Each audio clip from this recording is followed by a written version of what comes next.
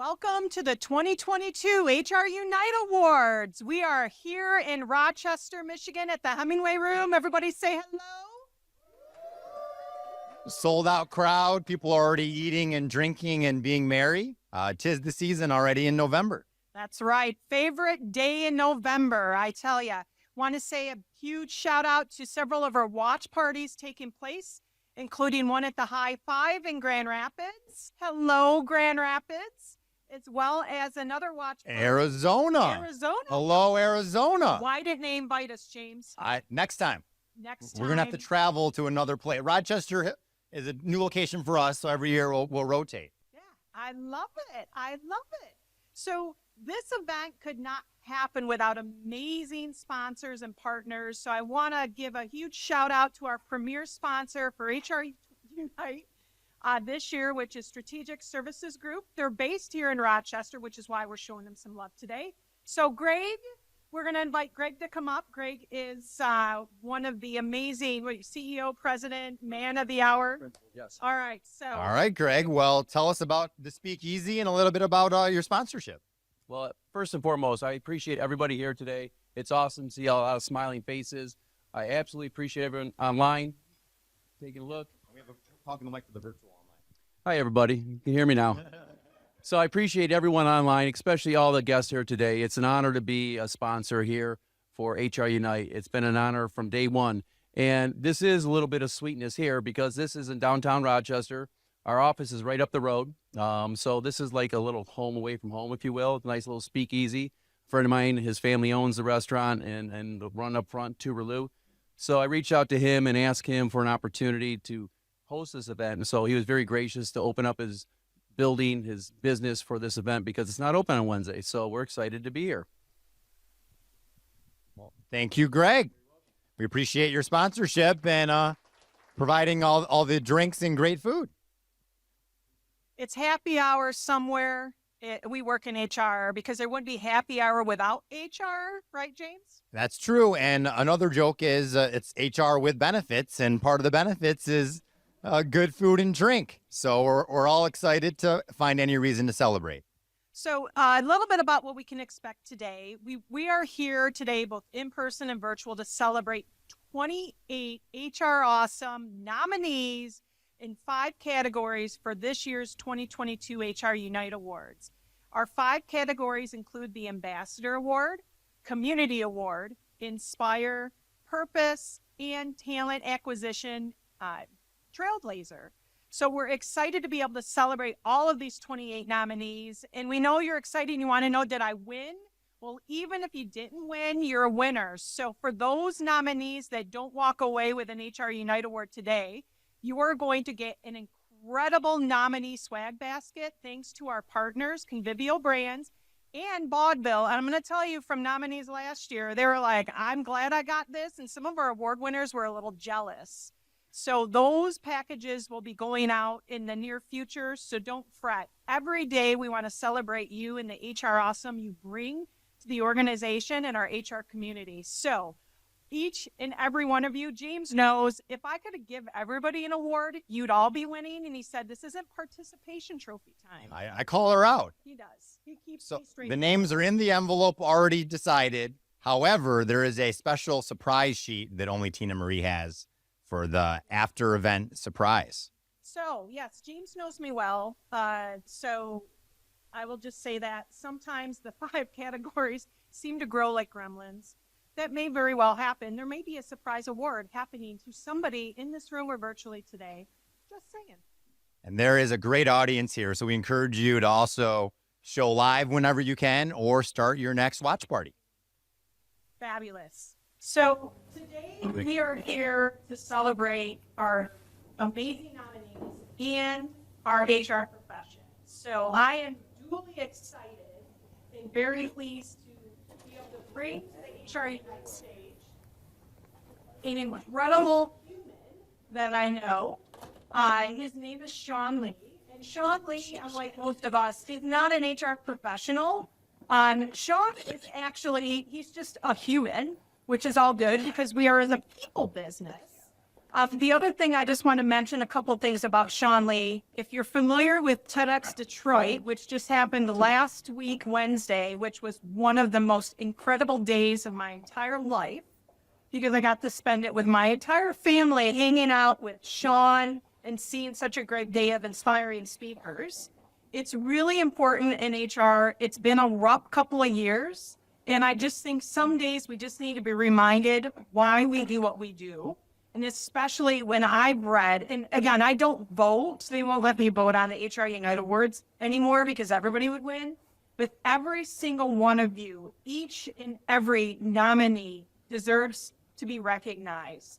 And for some of these reasons, it's that, we're humans and we're putting back the humans and human resources. So when I was chatting with my friend Sean Lee, who I have affectionately just named #3Flames because he is an igniter.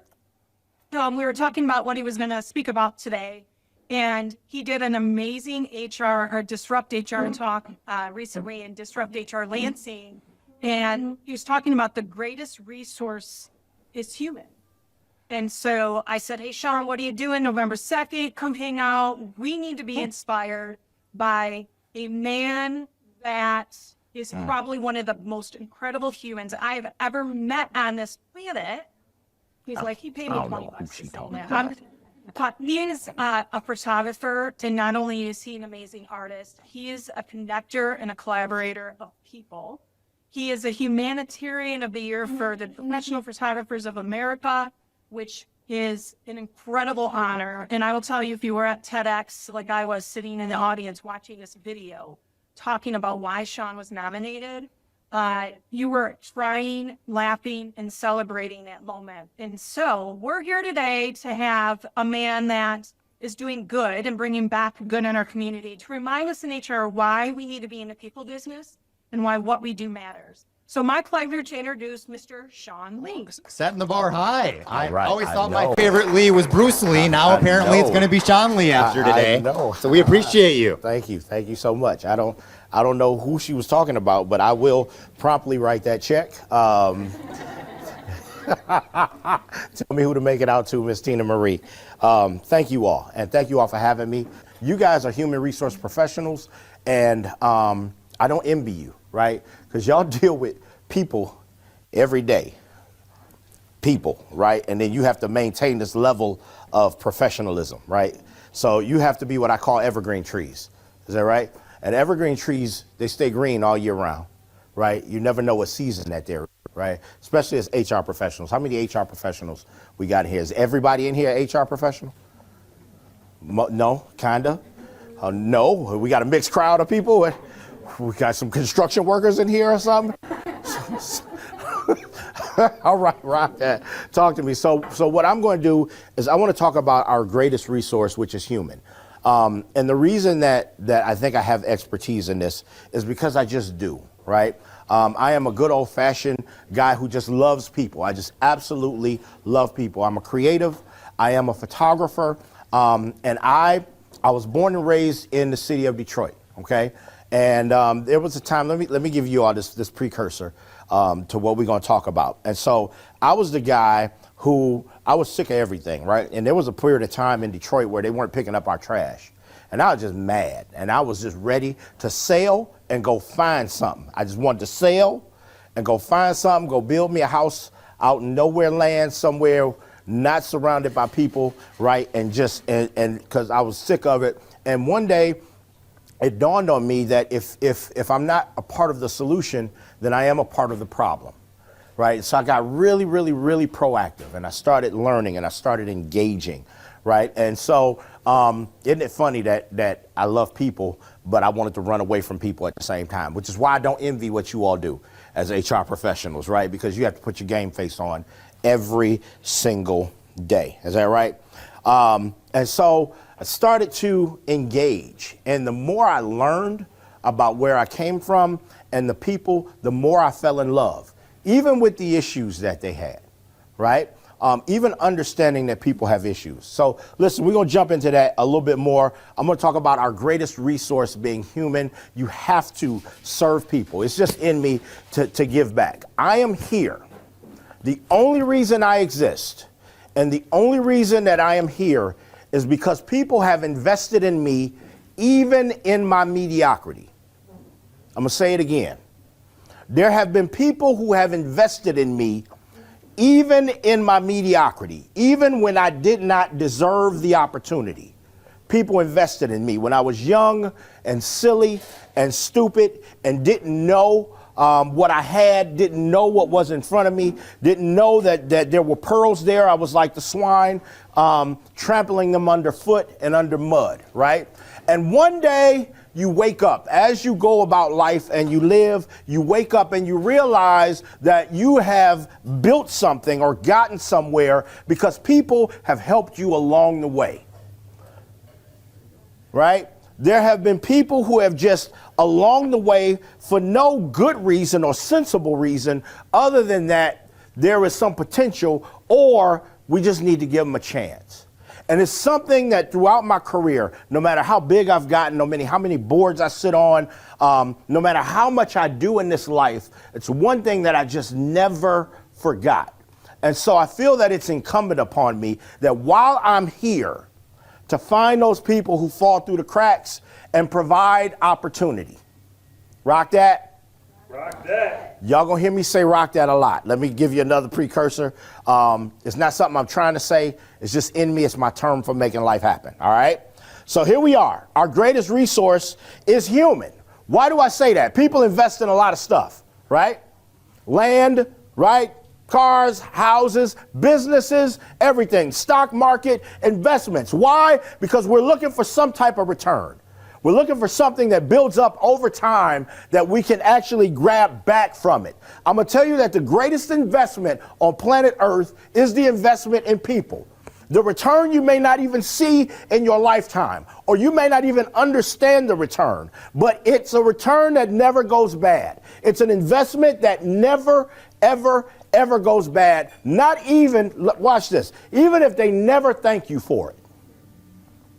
Even if they hate you at the time that you do it. Even when you give your all and you wonder, why in the heck am I doing this again and putting myself on the line or putting my name on the line for people who don't really deserve it or appreciate it, I guarantee you it is a seed planted or it is a seed that is watered. Rock that? Rock that. Okay, so this is a photograph, and for those online, this is a high school senior. He's jumping up in the air, and I caught him jumping, and we did a composite, and it looks like he's launching out like a shuttle. So these plumes of smoke and fire are coming out from his feet, and it looks like he's launching from a launch pad. And you just have to believe that superheroes are real. When I was coming up as a child, just poor in Detroit, I had a black and white TV. I used to put my hand on the, we used to use a hanger as an antenna, and I put my hand on it because that was the only way the picture was straightened up. Did anybody know about? Nobody, yeah. So you would, in order to watch TV, it was a black and white TV with the turn, click, click, click, but you had to keep your hand on the hanger. You know what I mean? The metal hanger. So that's how I watched TV. Black and white TV, hand on the metal hanger, right? And cartoons would come on. Justice League, right? Robotech, Transformers, all of that stuff. I loved it as a kid. Why? Because growing up poor in Detroit, I didn't see much. But what amazed me about that stuff is that with a magic word, or changing costume and ripping open your shirt, right? They went from normal to supernatural, and they could change their condition, right? The fact that you could transcend and overcome your condition is something that I took with me till today, right? I just believe superheroes are real, and they are in the form of everyday people. I believe that we can accomplish the impossible, right? Rock that. Right? Need is and always will be the biggest driver of innovation. If there is a problem that you need solved and there is no solution, it is probably for you to create the solution for it. Rock that? Rock that. Some of the best things in life are on roads that have never before been traveled. Oh, money. Y'all about to get me excited. All right, anyway. About to get excited, all right? And so this started this journey for me when we talked about Detroit and me being in Detroit and wanting to, this was around the downturn, right? And the housing market was crap. It was nothing to it. We couldn't sell the house It wasn't worth anything. And so I decided, because I was a photographer, how do I use my gift to give back? What does that look like? I'm a photographer. I'm a creative. What do I do? And so I started this thing called I See Detroit, right? Because it's what I see when I walk down the streets of Detroit. It's the beauty, it's the diverseness, it's the energy of the city of Detroit, right? And so I called this I See Detroit tour. And so what I did was I hired a professional tour guide in Detroit, and we did a walking tour. And we went downtown Detroit, and we looked and we found the highlights of downtown Detroit, the jewels, and we did a walking tour. And as we did the walking tour, we took photographs. I taught a little 30-minute class on composition before we started the walk. And then we started the walk, and the tour guide would give us the history of the jewels of Detroit. And it was pretty cool, right? We did it for a few hours, and then we would bum rush a downtown Detroit restaurant after we did it. And it was dope. It was dope. Y'all know what dope mean? All right, just want to let you know, Rock. Just take this moment for the folk that know to inform the folk that don't know. Is he talking about drugs?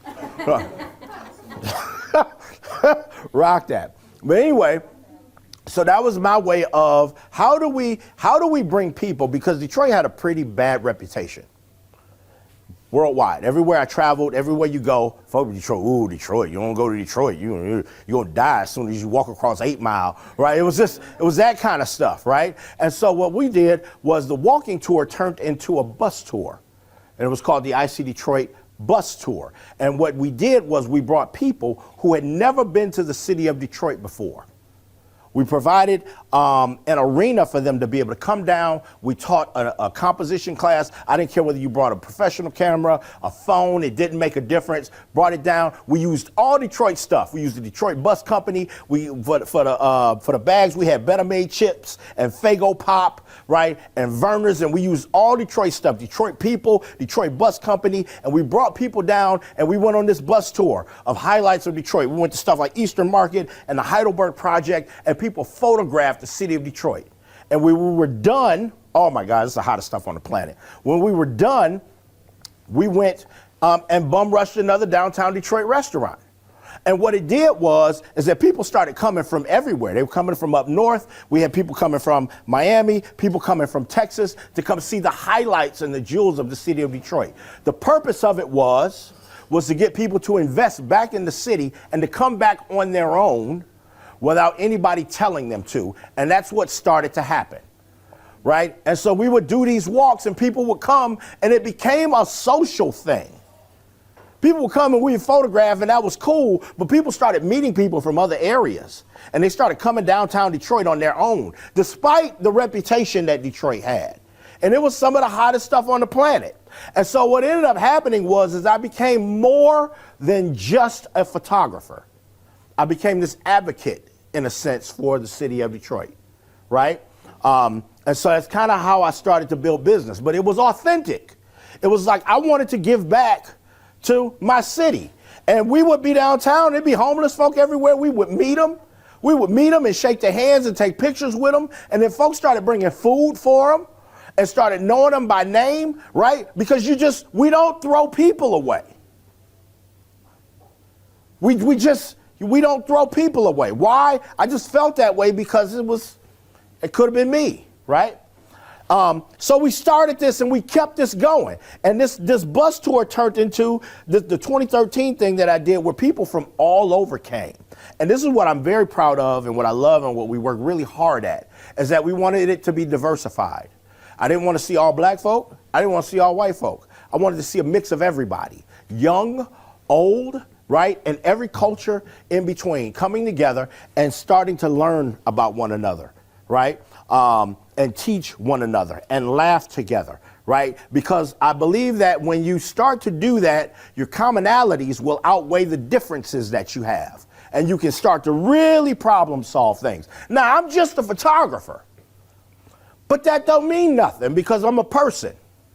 And that qualifies me. Rock that? And so what we started to do was, look, in Detroit at a time when nobody wanted to spend no money with us. Nobody wanted to spend money, right? Like, nobody wants to spend money, right? The housing market was crashed. How you gonna grow a business, Sean, in Detroit? Nobody wants to spend no money with you, right? Let me tell you something. when you weave yourself in the community in which you reside, right? People do business with you because they like you, they relate to you, or they trust you in some way, shape, or form, right? And so the next bus tour that we did, I wanted to impact kids who had never seen anything outside of the neighborhoods, right, that they came from. So we did a bus tour with the Detroit Bus Company again, and we got kids who had never been to historical districts and seen the houses. And I went to Indian Village, historical district in Detroit, and talked to some of the homeowners and said, listen, can we tour your house? We saw stuff like some of the first wooden refrigerators ever created. It's crazy. It was retrofitted. They had coils coming down from the basement up to a wooden box that was a refrigerator, an ice box. It's one of the first refrigerators, some of the first stoves ever created. And they had never seen that. And then this is what we decided to do. Because we partnered with some of the city council members, we had them ride on the bus to be touch points for kids that had never seen anything before, right? And it didn't cost no money. It didn't cost much or nothing, right? Opportunities created. How do we do that? How do we engage people and see where they are? And despite the stuff that they're going through and the lack that they might have, they may not know how to communicate. They may not know how to do stuff well. You may not want to bring them raw into a circle that you know that they're raw. But how do we start to change that? It's not hard. It's not hard to do if you have a will to do it. So we brought city council people, officials, business owners to ride the bus with kids who had never had those types of touch points before, right? And we went through a historic district, toured the houses, had a blast, got them lunch. It was the hottest stuff on the planet. If you're looking at this picture, you see me when my hair was all black and I was a little thinner, right? Right now I'm sucking my stomach in. Right now I'm sucking my stomach in. And I think I showed this at Disrupt, but these were the kids, right?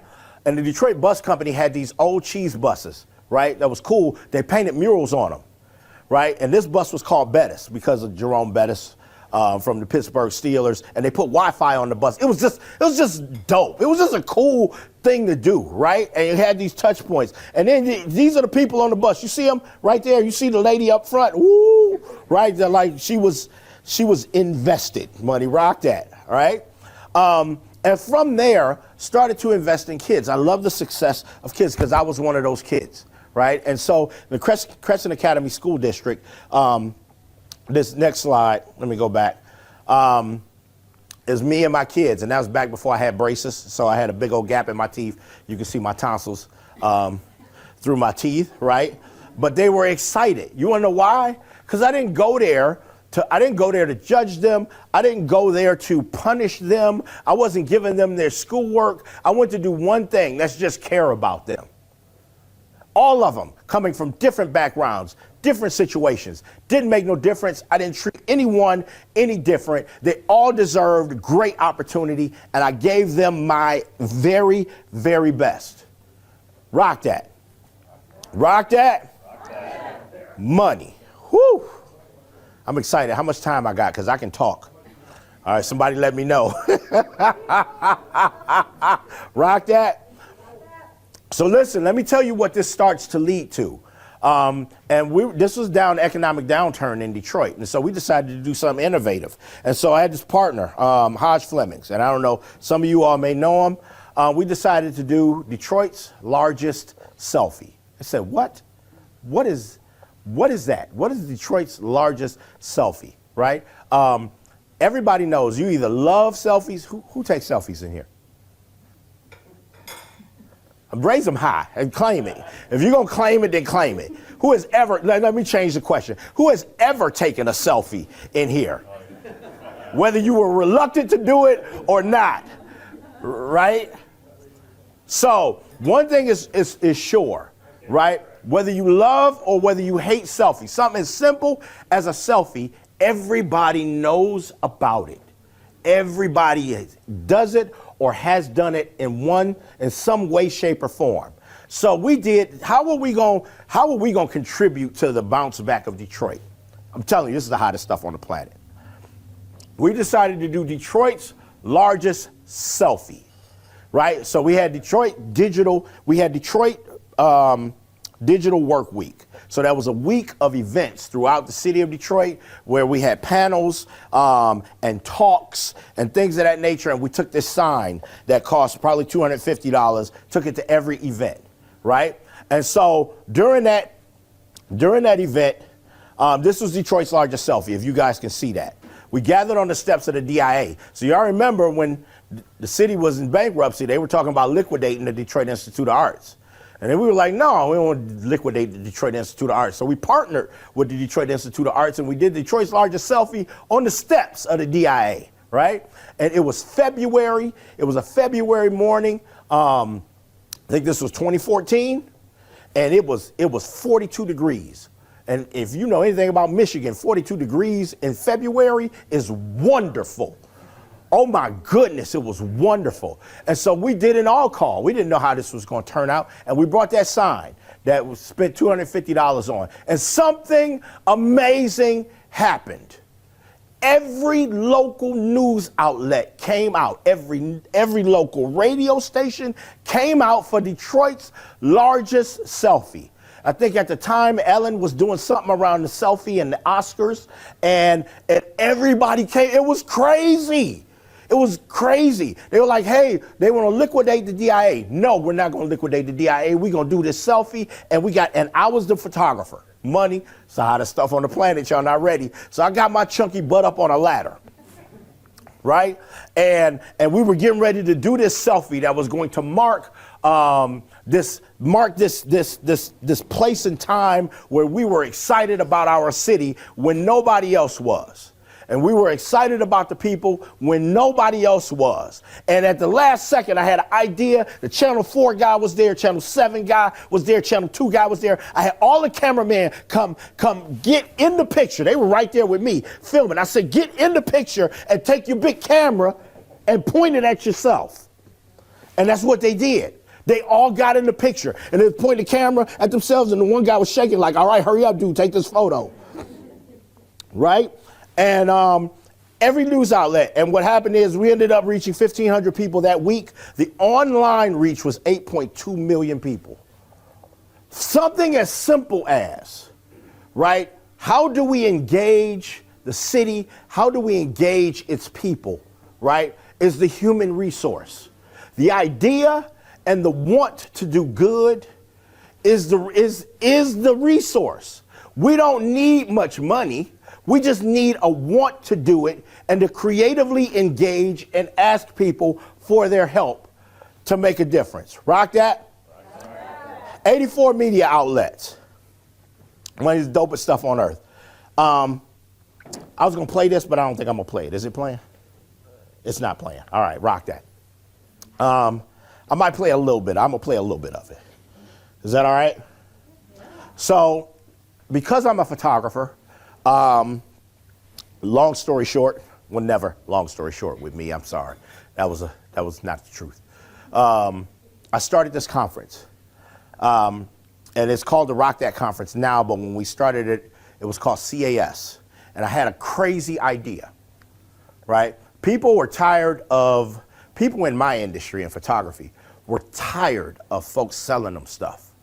There is something for everything. If it's not a camera body or a lens, it's a preset or some software or some education. It's something that somebody is peddling and pushing, and people were tired, right, of that. The other part of that is that I'm African American, and there are not many African American professional photographers in the industry that actually make a living doing it, a real living doing it.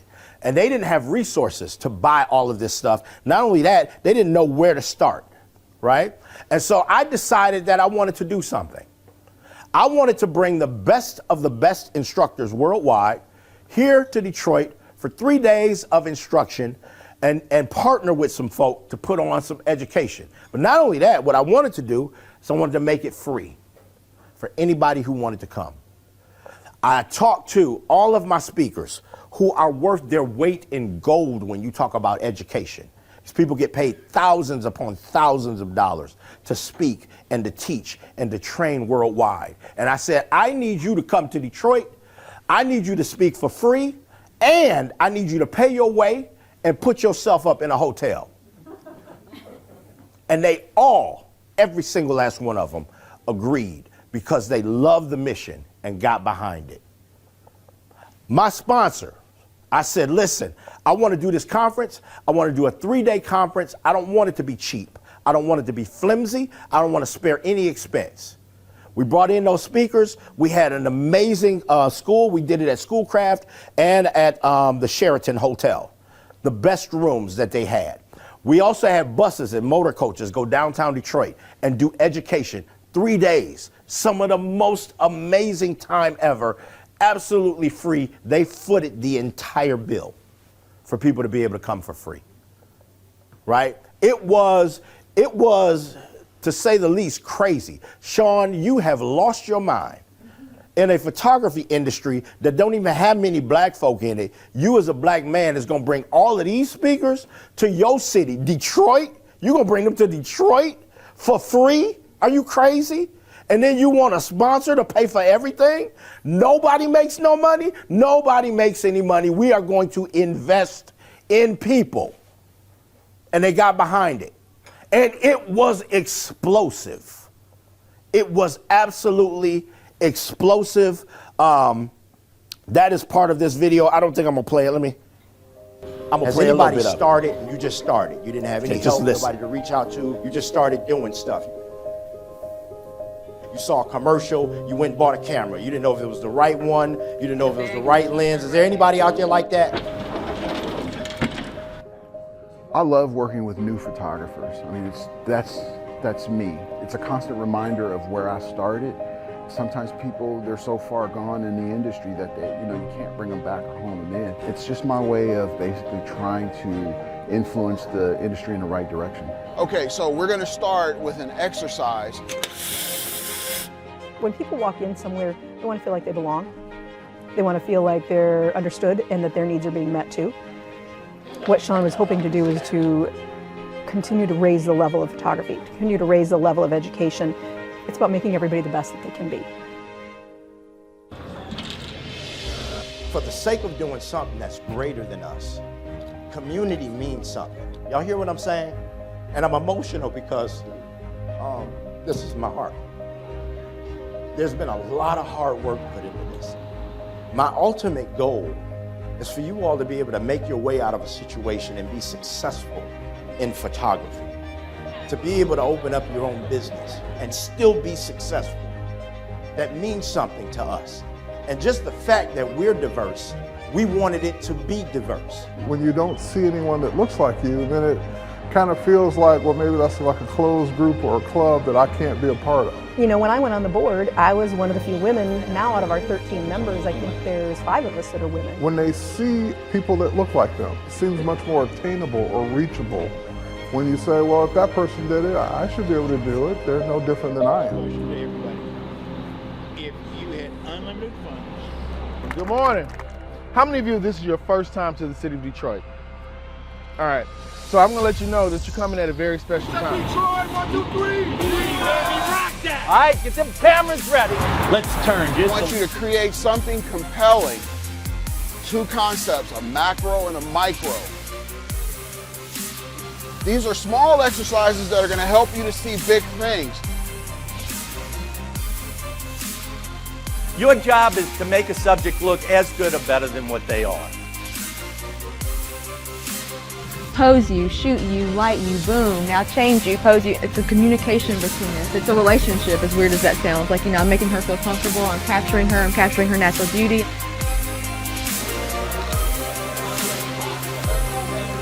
It's always great coming back. I mean, I was born and raised here in Detroit. I've only been out for the last 2 years. So it's always a pleasure when I get to come home. And so I think being able to be here and have this inaugural conference, and it means a lot to Sean, and it means a lot to the photographers here, that when you bring things to your hometown, and that's what PPA brings to it, it brings more education, it brings more opportunities for them than maybe what they see in their own area. It's huge.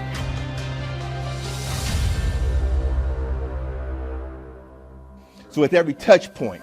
It's everything that you say. It's how you introduce yourself. It's how you connect with people. It's what they see online, right? Every single thing that people experience when they connect with you, and what it does is that it drives economic outcomes. Like every communication you have with your client is an opportunity for you to be educating them.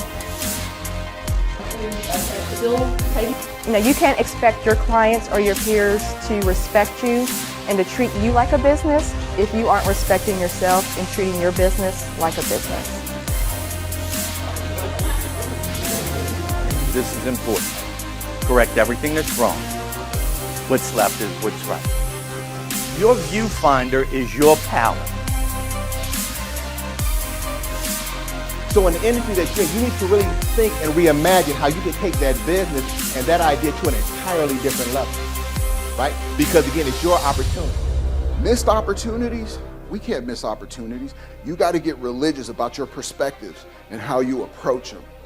I can't stop the CEO of some major company and say, you know what, I missed a shot, let me do it over. You're going to be like, is this guy professional? That's why process is important.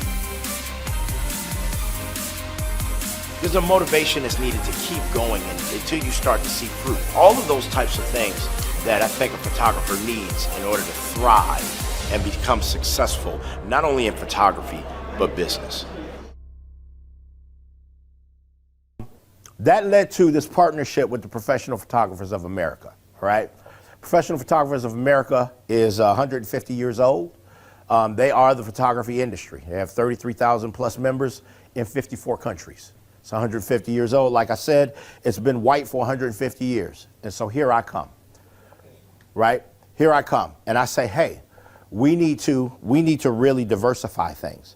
Not just for one type of people, but for everybody. And so I stretched them.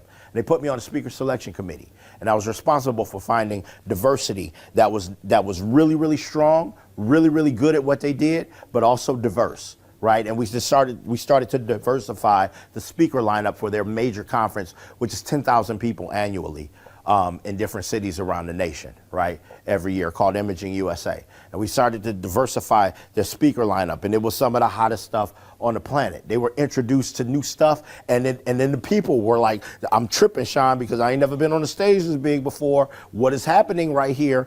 And then they was like, Sean, I don't know what's going on. Can I just be honest with you all? They're like, what is you putting on these white folk that they're giving you all this opportunity? I was like, man, I'm just being real, right?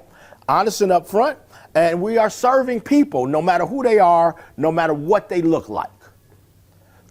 Here's the deal. With all of this, it is the one goal that remains the same, is that fundamentally we just serve people.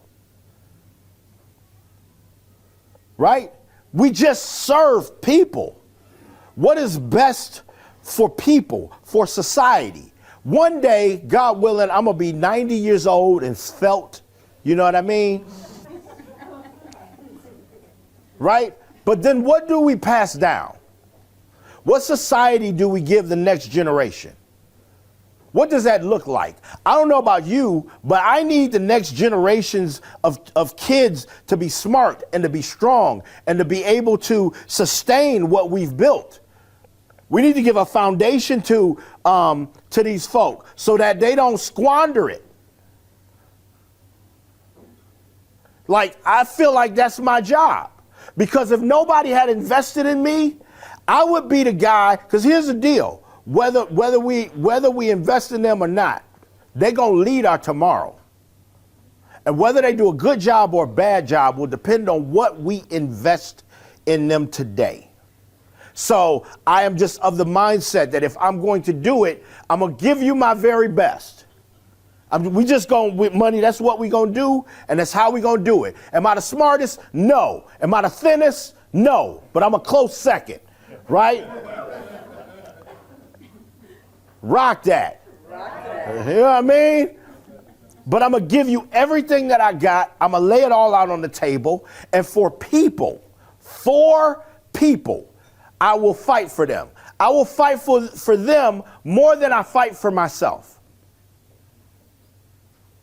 You want to know why? I'm getting emotional now.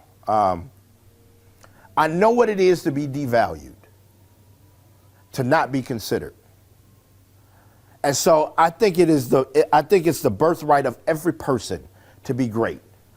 But it's also their work and their job to work towards their birthright.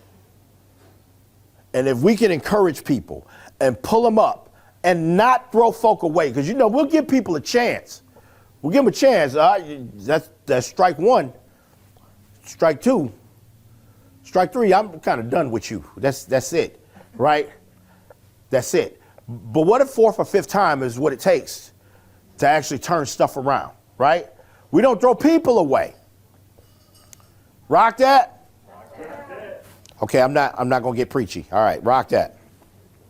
So that turns into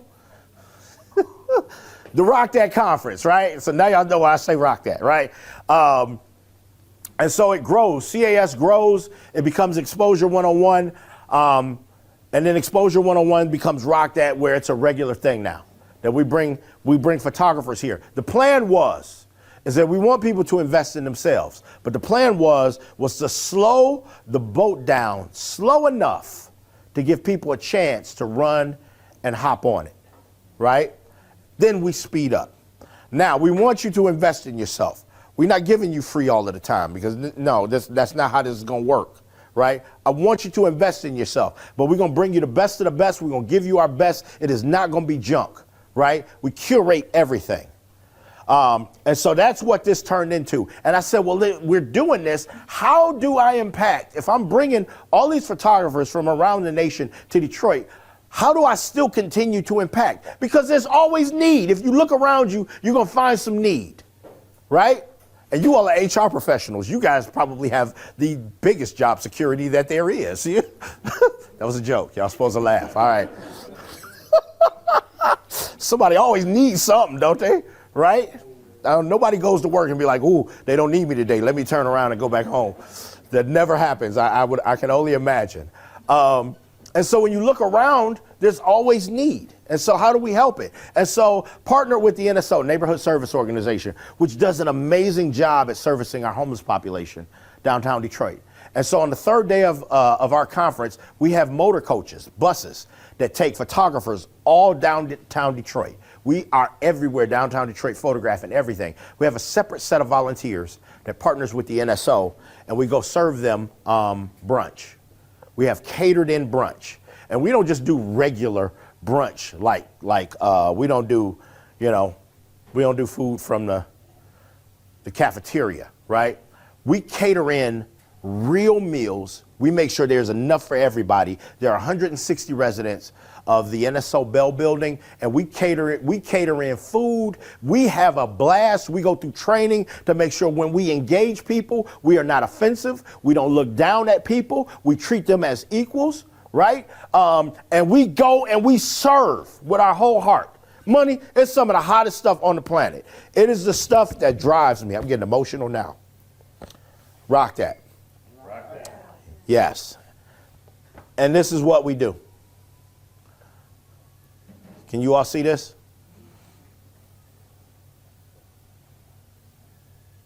I don't think it's hard to give people our best. I say this a lot. I say, and it was in the video that Tina Marie referenced, that if everybody made sure everybody else was all right, there would be no lack in society. If every person looked out and made sure every person was okay. And I don't care if that's a kid on the block that need boots or shoes, or kid that goes to your kid's school or whatever, right? If every single person made sure every single person was all right, there would be absolutely no lack in society, period. Right? Rock that. And I'm going to tell you this, and I'm going to tell you because I understand, because I've been there. It's when you get in your place, right, and you're comfortable, and you create safety, it's a safe place. And you rarely want to leave that, right? But in order to help people, you've got to get your hands dirty sometimes. You have to reach in the mud in order to pull people out, right? Sometimes you have to do that. But when you have everybody doing that, reaching up, the reward is absolutely amazing. All right? This is the other thing that we do as a part of the conference. We partner with So Many Angels and Angels of Hope, which serve serve cancer patients, all right? Angels of Hope is here locally in Michigan, and they service a lot of cancer families. And there's so many angels is a photographer that I know. His name is Matt Myers, and what he does is they take photos of kids with terminal cancer. Find children with terminal cancer. They take photos of those children and turn them into the dreams that they had. Superheroes, princesses, icons of sport, right? Whatever that is. And so at our conference, the very last day, the evening, we do this huge party, right? It's our closing party, and we take photos during that week. We rush them off to get them printed, the canvases printed, and then we present and surprise the families with those canvases of their kids who are terminal, right? With these canvases of these kids. And so this was the first kid. Took a photo of him. And he was Superman. Can y'all see that? Money. Whoo. Right? This little girl was doing her second bout with cancer. She was very emotional. And they showed her canvas, and she was Wonder Woman. Right? And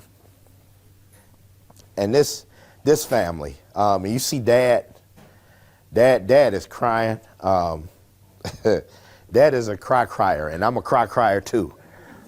And so their son is 2 years old. 2 years old, I believe, 2.5. Little boy, and they couldn't bring him because the party was at night. It's like 9 o'clock at night, and so he had to stay home and stay asleep. So they presented his parents with the canvas, and you see mom and dad crying, and dad crying, and he was Flash. Oh my God. It's crazy, right? This is the impact of serving people. This is the driving force behind serving people. Also, I want to say this, more than just the color of people. Let me get myself together. Rock that. There are these moments that happen, right, when you're service-minded. And at the conference, education is going on. And we had some pretty stellar talent. To give you an idea of the talent that we have at our conference, we have Terrell Lloyd, who is the head photographer for the San Francisco 49ers. He teaches at our conference, right? Super Bowl photographer. And he comes and gives of himself, teaches at our photographer. In the photo that you see right here, that is Jason Group. Jason Group is a Jewish man who ran one of the top conferences in the world called WPPI. WPPI, thank you. Do I need some water? Oh, just, okay. For the people online, all right. Jason Group ran one of the top conferences called WPPI, 15,000 people, photographers annually in Las Vegas, right? He ran that conference for 5 years. He came and spoke at our conference, right? Now, this is what's significant about this. Jason's a great friend. Jason's wife was going through breast cancer and was having surgery. Matter of fact, she had surgery the day before. Jason, he caught the last flight and beat it to get to Detroit so he could be here for the conference. He made his way to Detroit for the conference, right? And his wife had just had surgery, right, for breast cancer, to have the breast cancer removed. And the lady that Jason is hugging, her name is Deborah Davis. Deborah's a good friend. Deborah was at the conference. Deborah's sister, while she was at the conference, passed away. Deborah left to go be with her family. And then Deborah came back to the conference. Like, am I missing something here, Deborah? Why are you back here? Right? Your sister just passed away. Go take care of yourself. Go take care of your family. Deborah came back to the conference because she felt like she had family and people that would cover her there. Jason's wife just had the lump removed, right? And so when Deborah came back, we stopped everything. Now, I don't care what religion you are. Let me tell you something. I don't care what your background is. I don't care where you come from. If you're a person, then I care about you and I love you. I don't care what your religion is. I don't care who you pray to. At the end of the day, we care about people, right? And so we stopped everything. Now, I'm a good old-fashioned church boy. I love God. We stopped everything and started to pray. People were there for education, but we stopped everything. Every instructor that was there, every high-end sponsor who was there, everybody stopped and they joined in the prayer. And this is what started to happen. Everybody wrapped their arms around Deborah, wrapped their arms around Jason, right? We prayed in Jesus' name because that's how I know how to pray, right? But at the end of the day, we care about people, right? We invest in people. I don't care who you are. I don't care where you come from, right? At the end of the day, if you need help, I'm going to wrap my arms around you. No matter what our differences are. Rock that? Rock that. Whew. And this is the photo that I love. You had people, you're Jewish with Black Baptists, right, to Protestant, and whoever else in between. There's another lady who's Lebanese, who's Muslim, that's also running around there, who joined in. Doesn't make a difference, right? We cover people, and this is the slide that we led with. Rock that? Rock that. Whew. Okay, how much time I got? 20 minutes. I got 20 minutes. Okay, we're going to get this in. Y'all ready? Rock that. Y'all need to take a breath? Take a breath for a minute. Shake it off. Shake it off. I know that was a lot. I'm even emotional. Y'all good? All right, somebody say rock that. Rock no, don't go down. Don't go down there. Don't go down there on me. Come on now. Come back up. All right, here we go. So with all of that stuff that we're doing, what ends up happening is that when you get in the mode of giving and people understand that that's your heart and that it's real, people catch on to that. It catches fire. So here's what happens. Authentic giving causes people to want to help. Listen, this is the hottest stuff on planet Earth right here. I know I said the last thing was the hottest stuff on planet Earth, but this is the hottest stuff on planet Earth right here. There's a sponsor that supports us, right? And let me tell you this real quick. There's a company called 17 Hats. It's a CRM company for photographers, for creatives, all of that stuff. And he called. He said, Sean, I want to help. He said, I love what you're doing. I want to help. How do we help? And at that time, George Floyd had just passed away. And check this out. After George Floyd had passed away, he was threatened. They said, listen, if you don't turn your page black or something like that, whatever it was on social media, we're going to erase your Instagram page, right? And at that time, his company had thousands of followers. It might have been 70,000 followers, something like that. And he said, no, I don't. He's like, I don't know anything about Black Lives Matter. He's like, I'm not going to be bullied. That's basically what he said. And then he called me. He's from New Zealand. He called me. He said, Sean, this is what's happening. What do I do? I said, you tell them exactly what you just told me, man. Right? Like, open up the dialogue. Have a conversation. Tell them that you support these causes. Right? And what ended up happening, they didn't want to hear all of that. His page got deleted. Right? Page got deleted. And instead of getting bitter, you know what he did? He called me. He said, you know what? I want to close this divide. There is a racial divide in this country. It is stark, and I want to help close it. He deleted our page. I'm not going to worry about it. He's like, how do we close this divide, Sean? And so what they did was they gave us $75,000 to start closing that divide. $75,000 turned into $200,000, right? Well, we then now started to have a conversation. Watch this at our conference, which I am very happy for and work really hard towards. It's a heavy lift, but to mix a conference, right? To go from an industry that has been white for 150 years and to say we need to bring everybody together and work extremely hard to make sure that happens, right? Not just white, not just black, but every culture in between, and make everybody feel comfortable. everybody learns. We started to have these conversations to break down norms, right, and solve problems. And this is what we started to do. From that, we started an after-school program. And it was featured on Channel 7. And so I didn't want to go to a high-performing school.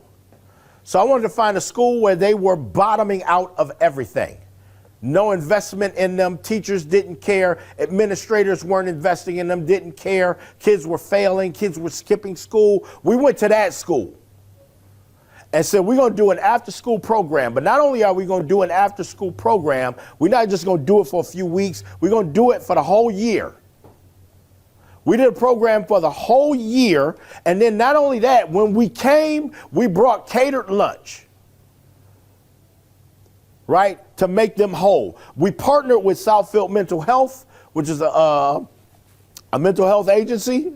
Duh, it was in the name, right?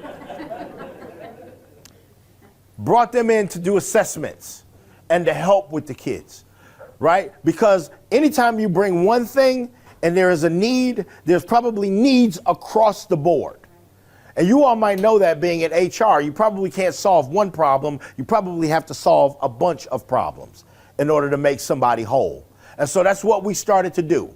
And we brought stuff every day, and we invested in them beast mode equipment, like equipment I didn't learn on as an adult, like I could not afford when I started. I was like, for real? This is what we giving them? Oh my goodness, right?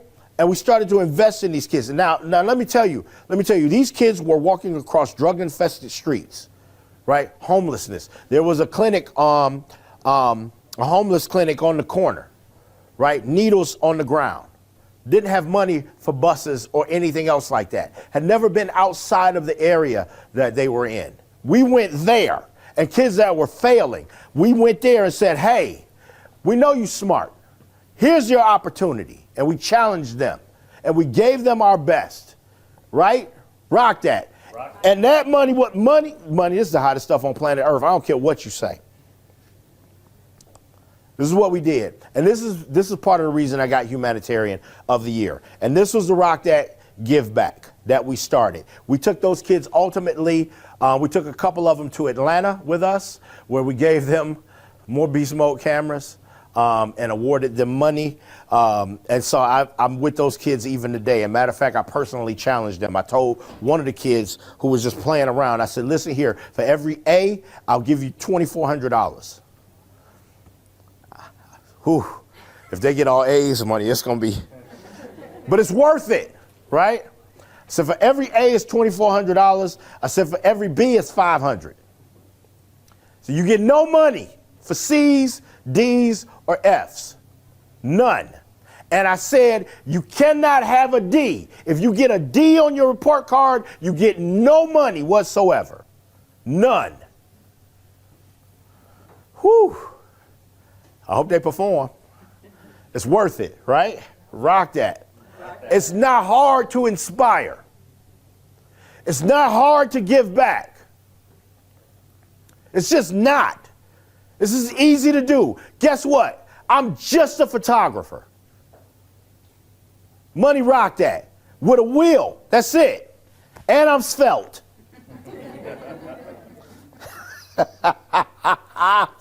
So I want to play this quick video too.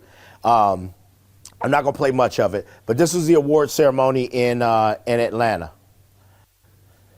And the stuff that we were doing, started to invest in education and young people, all of the things that are needed for us to grow as a community. One of the awards that came out of that is called the 17 Hat Seed Award. It's presented to the middle or high school student who has shown great promise in the creative industry. It's called the Seed Award. Why? Because the money that we're giving is not enough to live off of. Just like a seed from any plant, if you eat it, it will not make you full. But if you plant that seed in good ground and it grows, it will yield a harvest that you can live off of and continue to live off of. And the first up comes from PIT. Ashley Bigby. Rock that.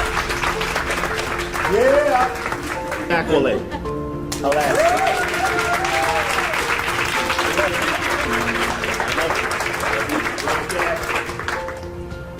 Wyatt Schultz.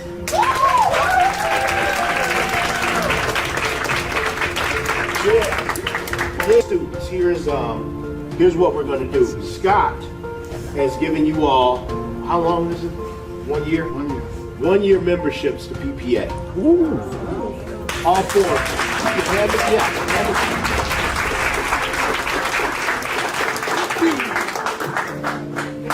So, Canon has blessed us with some stuff, right? And so every student up here will receive a Canon 1DX camera. And you have a brand new 50 millimeter 1.8 camera lens provided to you by Southfield Mental Health. Hold up, we're not done yet. And so there's one more young lady we wanted to bring up. She's not a SEED award winner, but I told her she's killing the game. And her name is Sabrina Herrera Costales.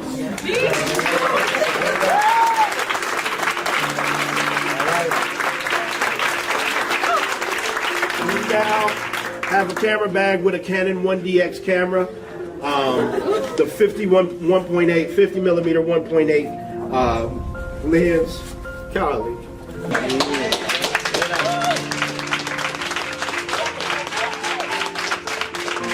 My heart is full. Right?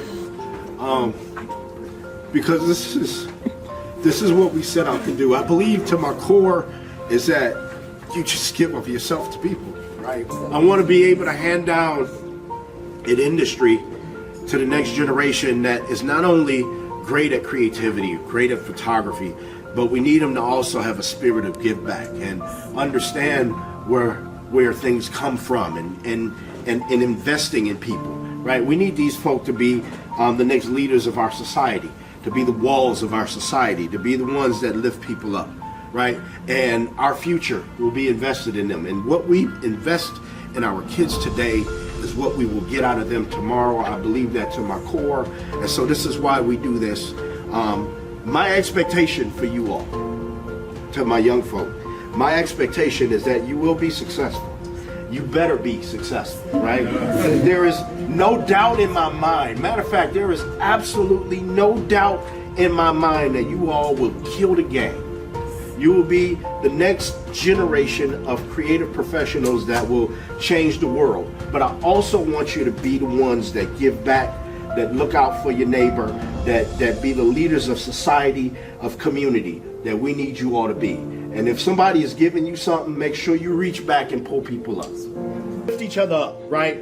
This is not like a competition. If you're gonna compete against anybody, compete against yourself, right? Lift everybody else up. Help people. Make that a point. Make it a point to help people. Okay, I'm gonna keep going for the sake of the online audience. We ended up giving them camera bags with cameras and lenses. They got memberships to PPA, stuff that grown folk can't afford.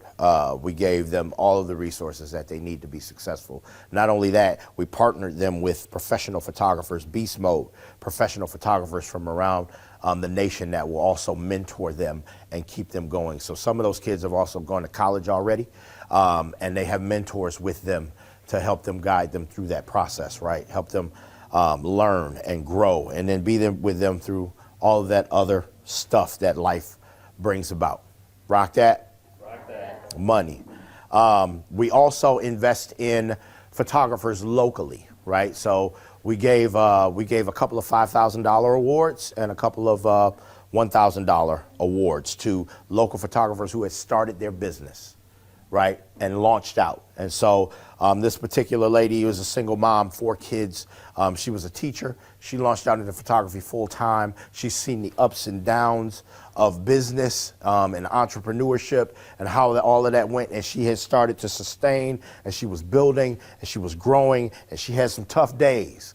And so we awarded her a $5,000 award. It was called the John L. Perry Award. And what I didn't say was John Perry was my cousin. He passed away. John Perry committed suicide. But John Perry was the reason that I'm a photographer, right?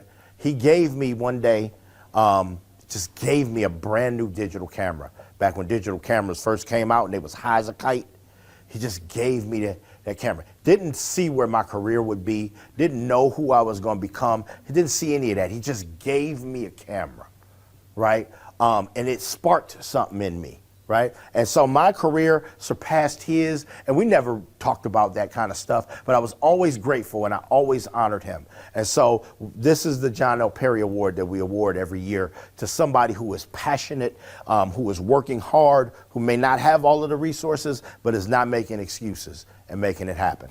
Rock that? Rock that. All right. Okay. Oh, this is dope. This is fun. All right, y'all, get happy. How much longer I got? I got 5 minutes, that's it? Okay, all right, we're gonna do this fast. All right, so I was a WWJ difference maker, right? Why? So, kindness campaign. I've been going to Big B Coffee for years. Anybody know about Big B Coffee?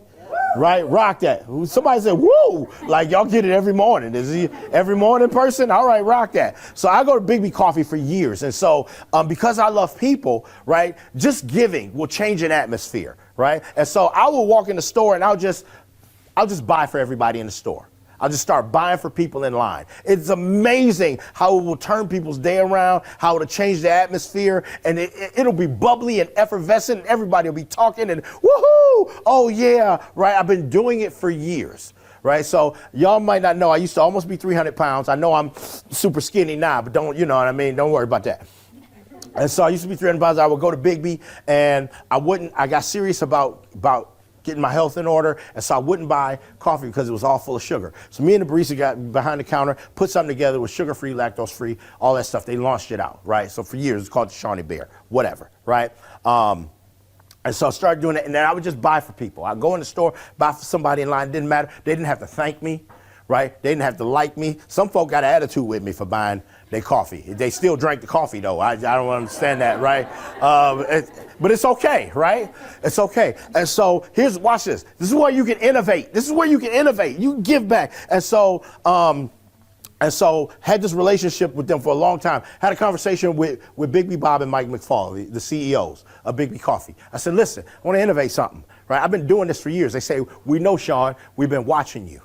We've been following you, giving back and buying coffee for people. They said, listen, we want to innovate something where we support that. And so now I am funded to go to Big B Coffees. This is the craziest stuff on planet Earth. I'm funded to go to Big B Coffees and just buy stuff for people. Just money, that's it. Just buy stuff for people. Sean, buy what you want for people, light the whole store up. And so if I'm out of town and there's a Big B Coffee in another state, I'm going to that Big B Coffee and money we're buying for the whole store. Right, and I might be there an hour and a half, maybe 2 hours, right? But here's what that does, is it lights people on fire. Kindness, just kindness. And so you know what I do? I say, hey, this is for you. You sure? I'm absolutely sure. Right, quit asking me, am I sure? You want something else? Right? I be forcing stuff on people. You want bagel? You want muffins? Here, take this with you too. Right? And we have, money is the hottest stuff on the planet. And we have a blast. And check this out. What it does is people say, Sean, I'm going to do this where I am. Do it. Tip your baristas and then go and be kind, because it just pays to be kind with no expectation of anything in return. Y'all see that? All right, couple last things. Inspired. You want to post? All right, rock that. All right, there we go. That's Brent, photography student. He's amazing. Right, rock that. Inspired. The word inspired means to breathe in, right? So when you go to the store and you go shopping, you go grocery shopping, and you look for eggs or you look for bread, what do you look for? Come on. No, bread or eggs. Who said that? Expiration. That's the first thing you look for is the expiration date, right? You want the bread with what? The farthest expiration, right? I know, because some of you all be the ones picking through eggs, looking at dates, moving stuff to the back, right? You want stuff with the farthest expiration date. In other words, expiration means it takes its last breath. To inspire means to breathe in. The connotation of the word inspire, the connotation, the etymology of that word references divinical, has a divinical reference. It references breathing in something that's on a higher plane than you. To be inspired means to operate on a level outside of your everyday realm of reasoning. Right? That's what to be inspired means. Right? So inspired thinkers, right? Inspired HR professionals are professionals that can get stuff done, that can solve problems that other people can't solve because they're operating on a different level, right? So if you want to, and it's easy to do, to give back, you have to be inspired. You have to want to do it, right? The other thing I think you need is passion. Passion means willing to suffer for. It has to be something that you are willing to suffer for. Come hell, come high water, I'm going to do this whether you like me, whether you don't like me, whether you talk about me, whether I am outcast, I will be here in this spot. Bring your worst, because I'm not going anywhere. That is passion. That is to be passionate about something, is to be willing to hurt for it, if you have to. Right? And resolve. It is a strong, unwavering decision. Resolve is a strong, unwavering decision. It is, money, I have made up my mind. So God be with you if you stand in my way. I don't care who you are. I don't care how built you are. I don't care how many armies you got. It don't make a difference. My resolve is strong and I'm not moving. So if we're going to change culture, the money, we getting ready to change culture. And if it's me by myself, then you got a problem on your hands. But if it's us together, right? And it don't take much but a will to do it. To be inspired, to have passion, to have resolve. Thank you. Woo.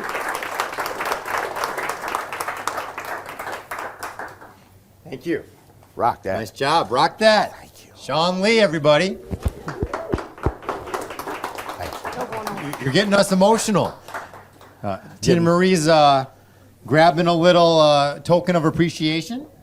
So, Sean, you talked about lighting people up on fire. And I will tell you, one of the most incredible things when I met you, when I first seen you, and I was a lurker for a while. Terry Bean knows this, right?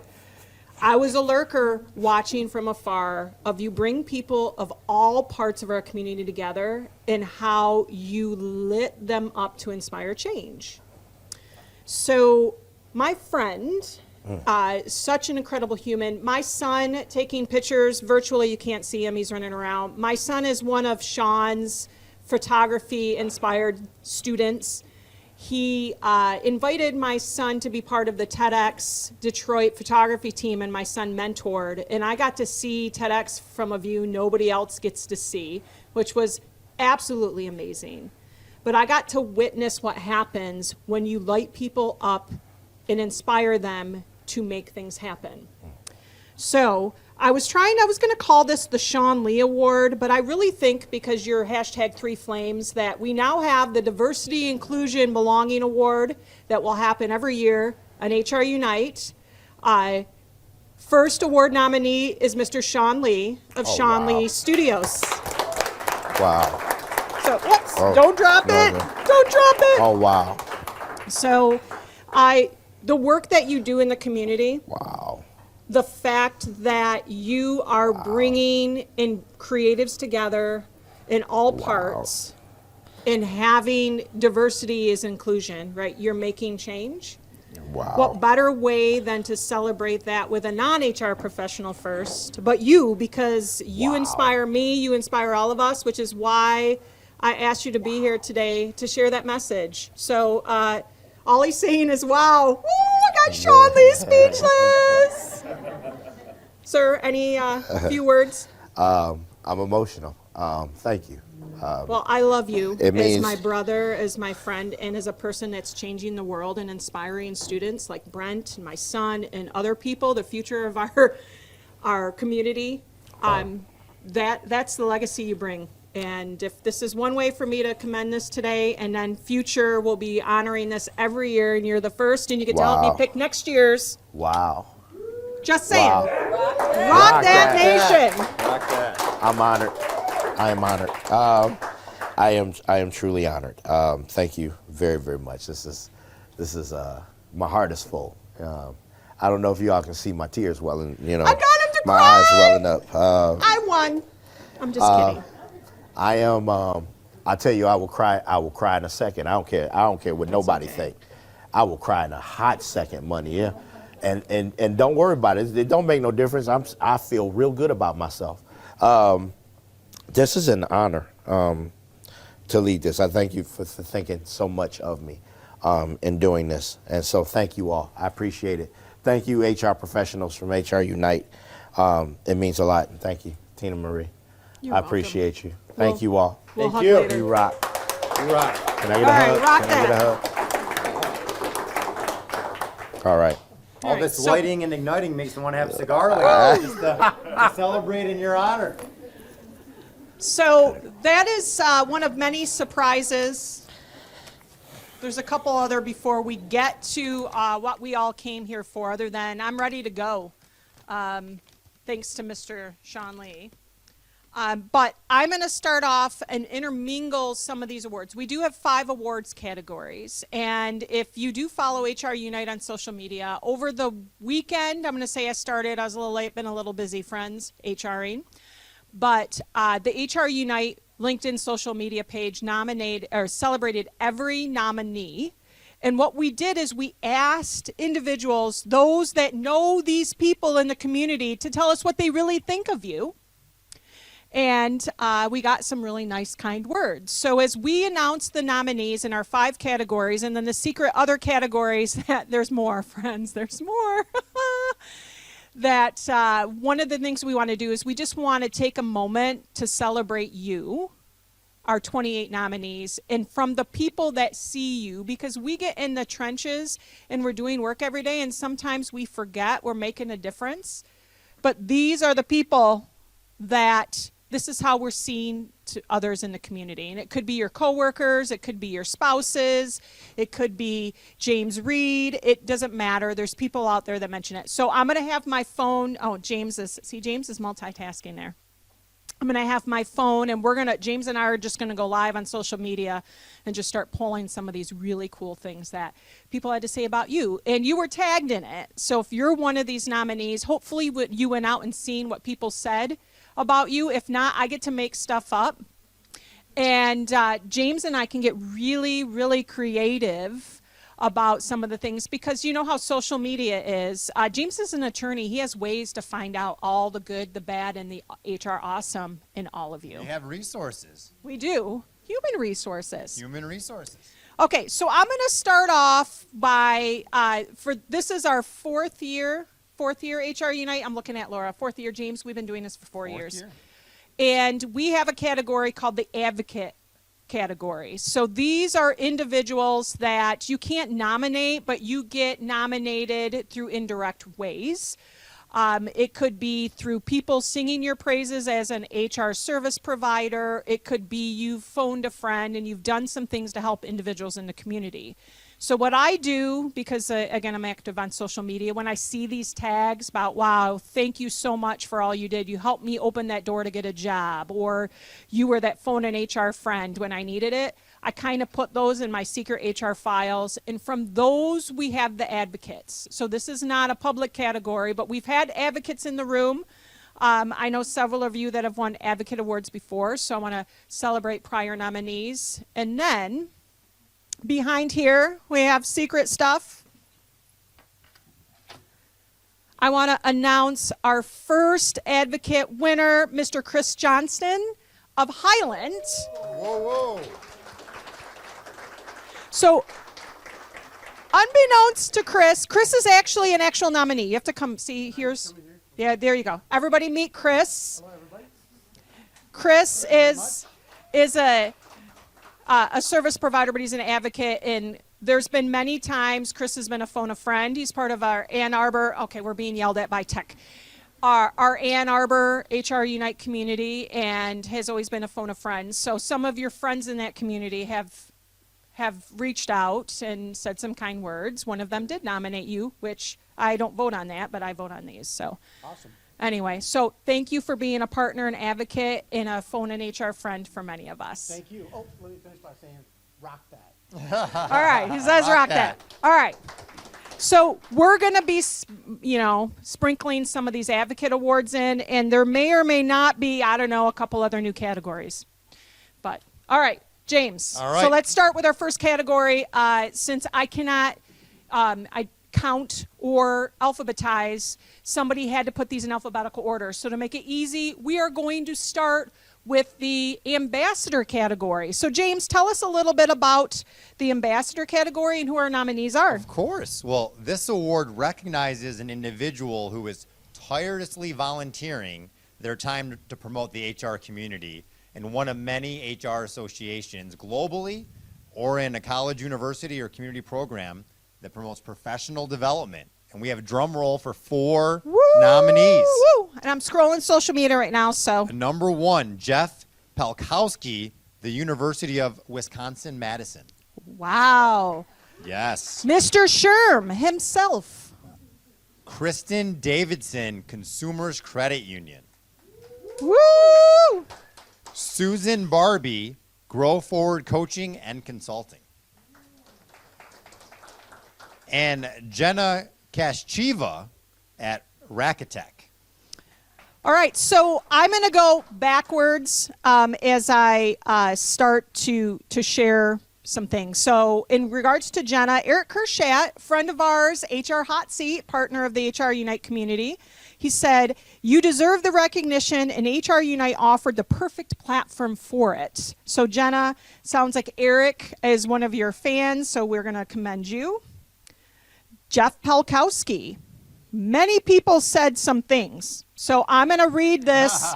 He's got a lot of fans. So Mary Williams said, "Yes, HRUnite. Jeff Palkowski is well-deserving and the perfect nominee and candidate for this distinction. Why?" And she has numbered them in order. His creation of the State Line Crew, which is meetups for HR pros from Illinois and Wisconsin. They cross state lines, unlike Michigan, Ohio. Just saying. His volunteer leadership and dedicated to all things SHRM, and his continued volunteerism with Wisconsin State Council of SHRM, which Jeff runs their SMILE team, which is their social media influencers leading engagement. So this makes him a very special member of this HR community and deserving of this honor. So Mary, Jeff can pay you $20 later. Okay, so then we have Kristen Davidson. I just scrolled past her. So I'm just going to ad-lib here because Kristen had a lot of people that shared it on Facebook. She's at a watch party right now, but James and I both know Kristen very, very well. And Kristen is very devoted to our Michigan HR community. She is somebody that if she probably had the coat on her back and was walking in the rain, she would throw it on the ground so you wouldn't trip and fall. She's the individual that literally, if you're having a bad day, you will be laughing within 5 minutes of being around her. She is in organization development, which means she has my heart right there. But Kristen, you know we love you, and I hope you're enjoying your watch party right now. And last but not least, because I cannot operate a phone and a mic at the same time, we have Susan Barbie. Susan was nominated for all the work and assistance she gives with the HR Hot Seat community in Chicago, and she is also somebody that is passionate about what we do in the HR community. So I wanted to send my heartfelt congratulations to our 4 nominees, and James actually has the envelope. He has not seen this. I have to keep it top secret. It's under tight seal. Okay. Not even attorney-client privilege approved. The award goes to Jeff Palkowski and Kristen Davidson. So we had a tie, and because I can't pick, and I want to give a shout out to our inaugural award winner, Noel Parsons. We had to take it to a tiebreaker, and you know, everybody's deserving. So if it goes to a tiebreaker, pretty much everybody gets an award at that point. So anyway, congratulations to both of you. I know at the award celebration going on in Grand Rapids, Mary's Dale's probably pulled an award out of somewhere hidden in that room. So Kristen, congrats, as well as Jeff, congrats, and thank you for all you do for our HR community. And thank you to all of our nominees that were so deserving. Absolutely. All right. We'll keep it going. Yeah, let's keep it. I'm trying to get on Twitter to see what's going on as well. All right. Well, the next award is the award that it's the community award. Oh, this was a hot category. We had like 8 or 9 nominees. So, James, this was definitely a tight race. And this award recognizes those individuals that have made an impact on the communities in which they serve. And the definition of community entails those to which a nominee serves within their organization, the HRUnite community, or through community service and outreach. And bear with me and make sure I get these names right or mess them up. That's all right. That's all right. All right. Aaron Kochendurfer from Fakuri Global Immigration USA. We're clapping for you, Aaron. I know you're watching virtually. And we have Hillary Marshall at Tyson Krupp System Engineering.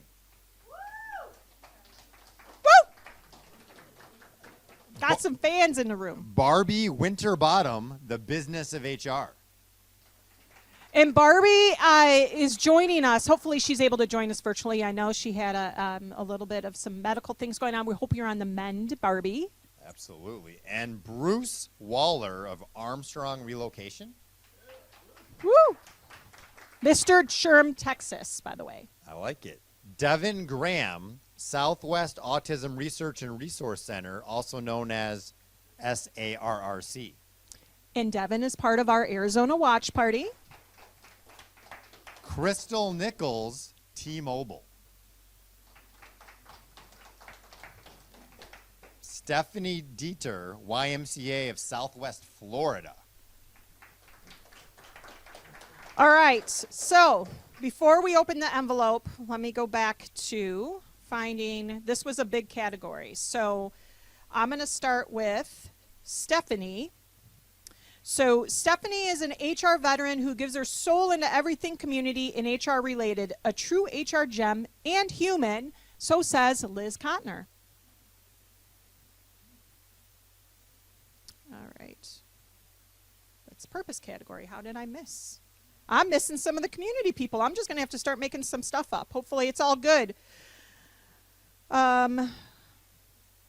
Okay. Help me out. Give me some names. Oh, Bruce Waller. I found you. I found you all. Okay. This is live. This is how we roll live. Bruce has a lot of fans, one of them being me. But Amanda Brunson says, who's also a nominee today, says, there's no one more deserving. Bruce is one of the best people I know and is always there to help his community and beyond. So proud to call him a friend.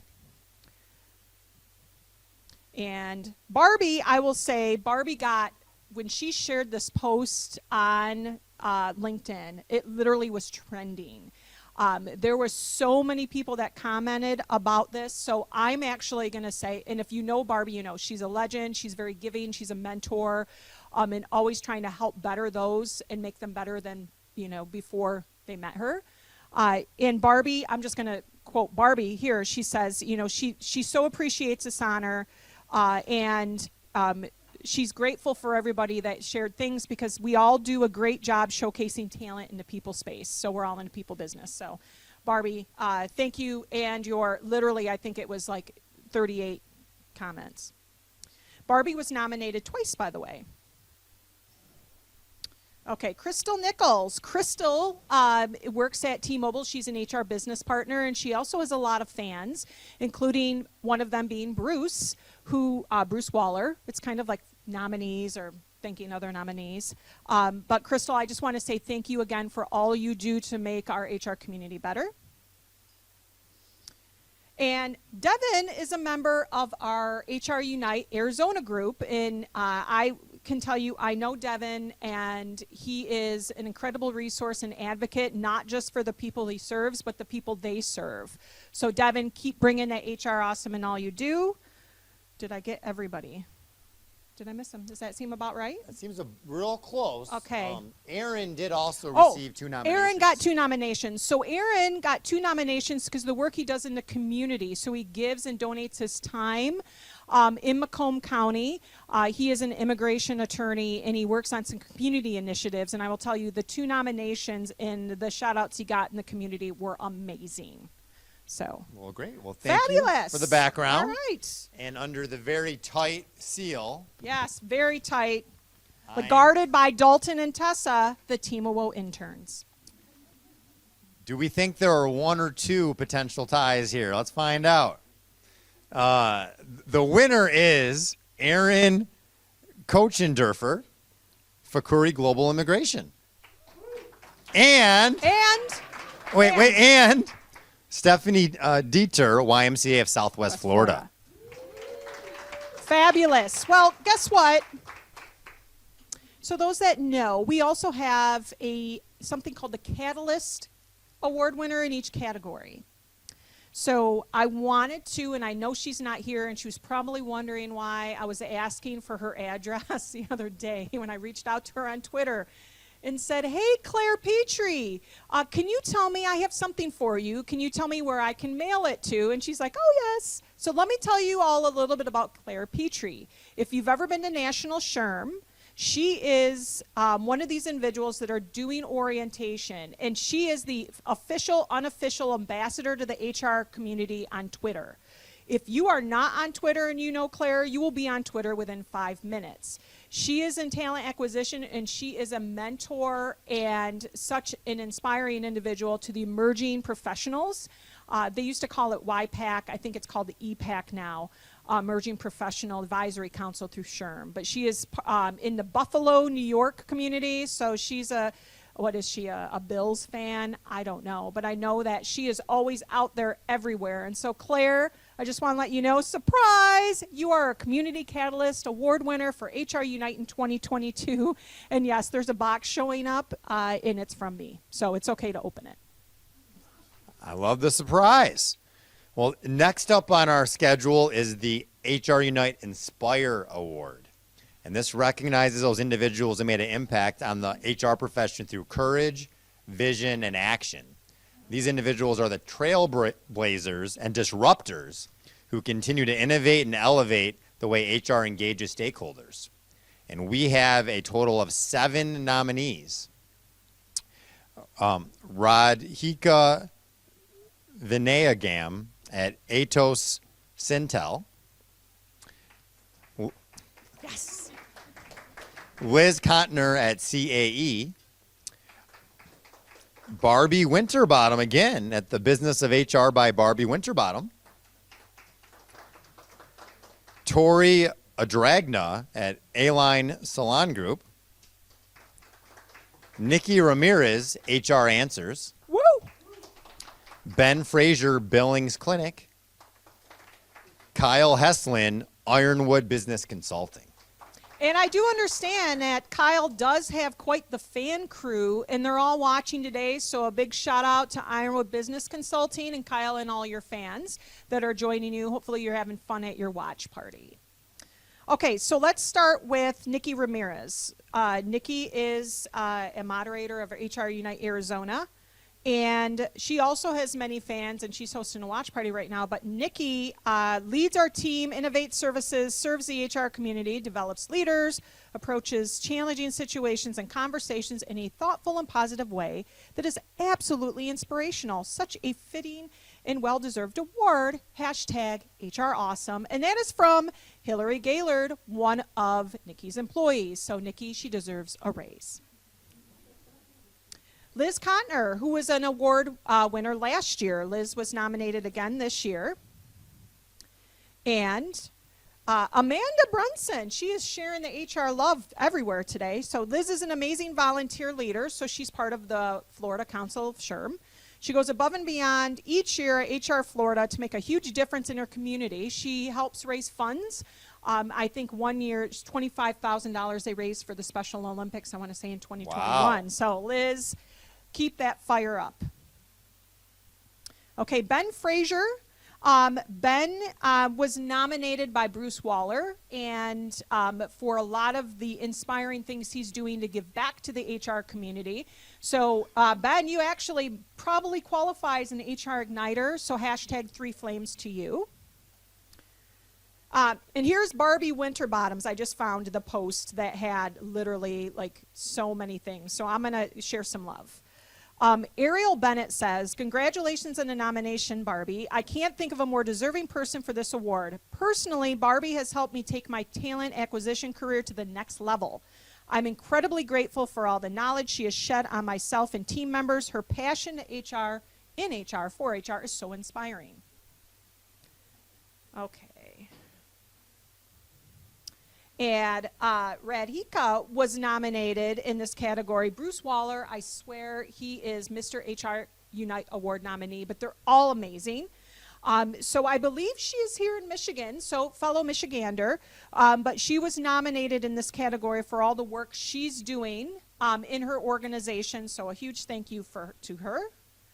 And I think that's all our nominees, James. All right, well, let's get right to it. Are we guessing there's 1 or 2 winners for this one? Let's find out. Tori Adragna at Online Salon Group. And Ben Frazier, Billings Clinic. Woo! Congratulations to both of you. Wanted to mention, so there is the Catalyst category. So here's another surprise. Your HRUnite Award winner is going to my dear friend Pamela Buchanan from the Chicago, Illinois area. She's part of Chicago SHRM and a huge advocate for our for our HR community. And Pam works at CreditWorks. And I will tell you, Pam is a tireless volunteer, but she is always putting people first in everything she does and trying to make sure that people have an incredible white glove experience with interactions and every interaction they have with HR.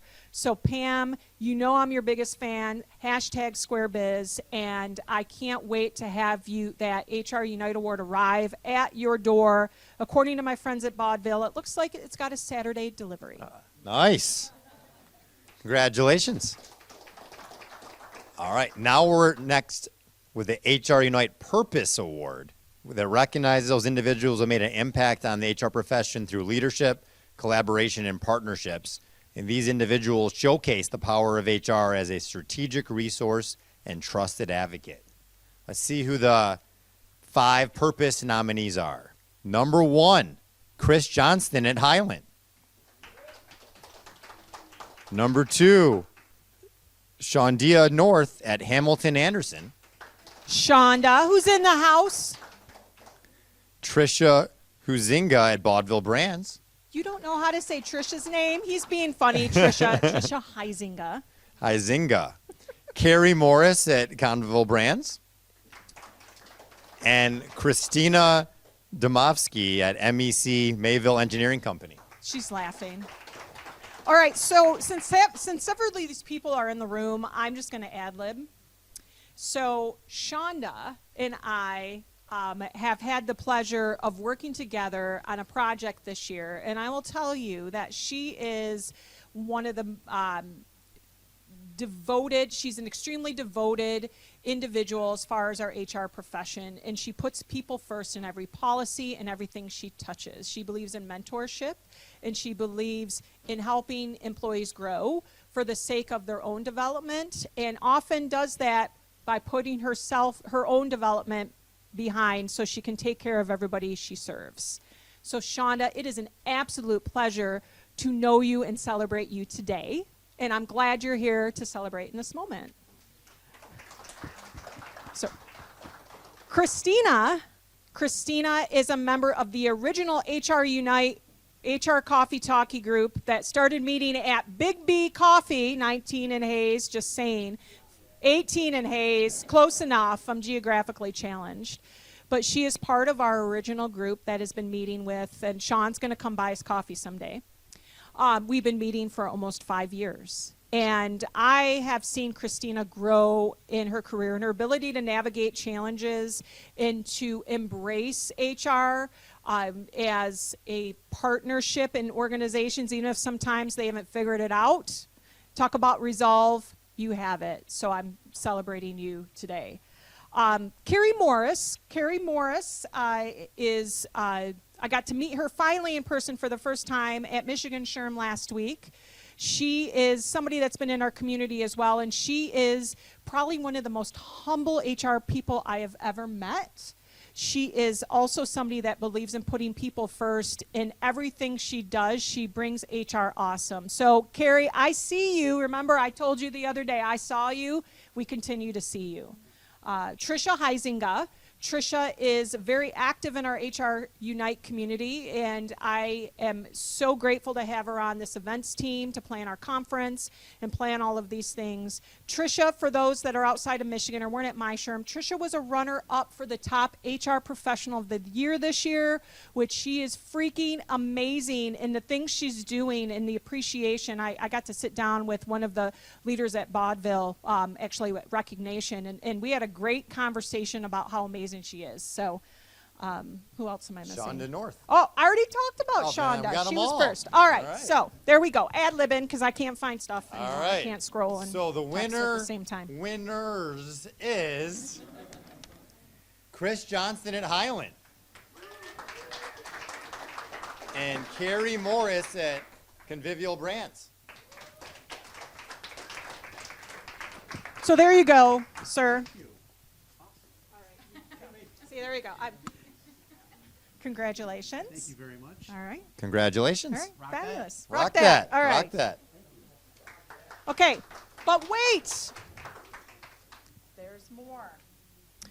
So we do have a purpose catalyst, and I will tell you this nomination came about from a CEO of the organization this person recently began working with.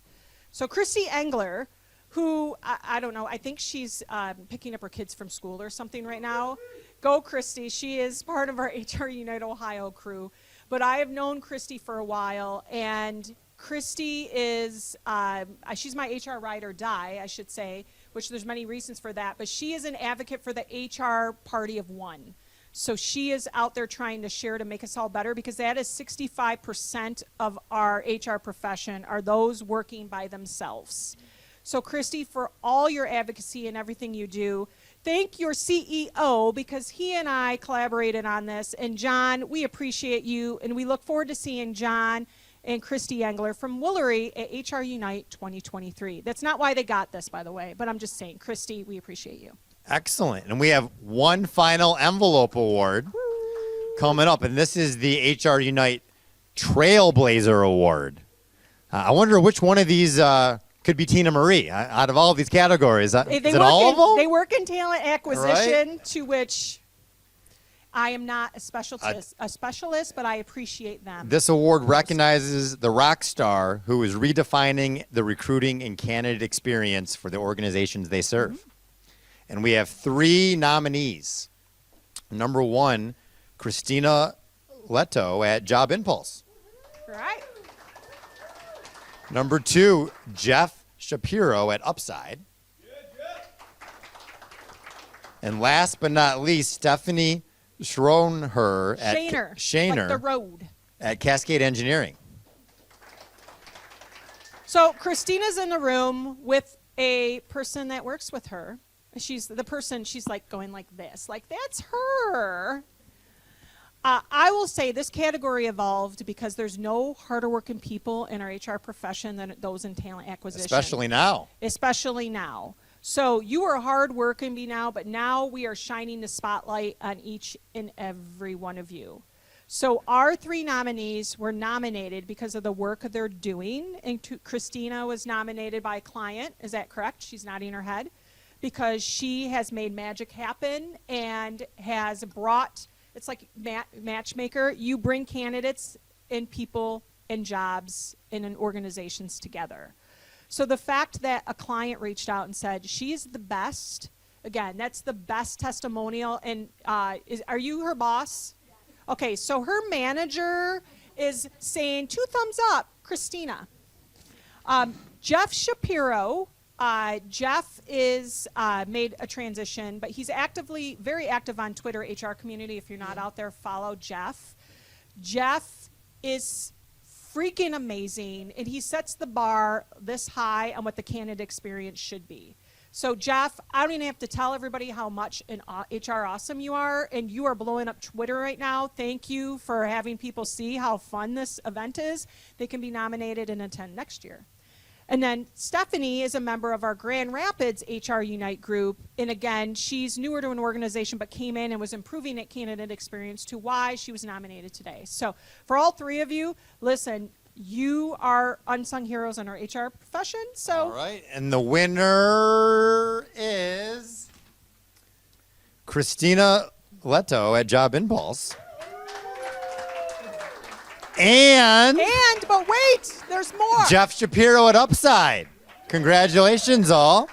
So we also had last year's winner. We let you come on in. Come on in, show the people some love.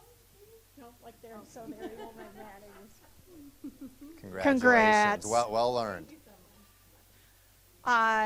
This was a tight category, but I want to thank last year's winner, Jan Sickle-Whitty, who is now at Interlochen, the school where the smart and the really brilliant music people go to learn. This was a tough category to judge.